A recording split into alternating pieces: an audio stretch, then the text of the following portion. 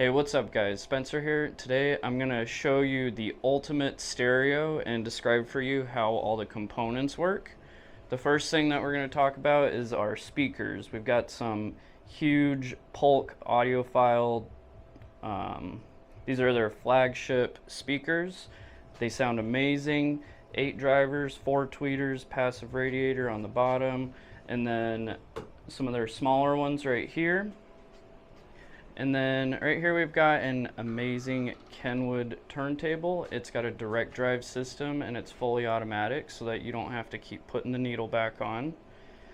And then right here we've got our Sunfire preamp, which this will take all of your inputs and output the sound to a power amp. This is how you get the ultimate sound quality.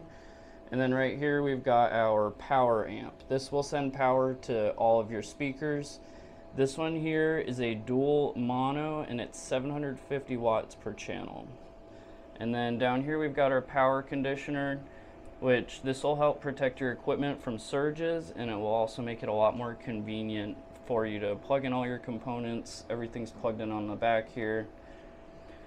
So tell me, is this a system that you'd like to own?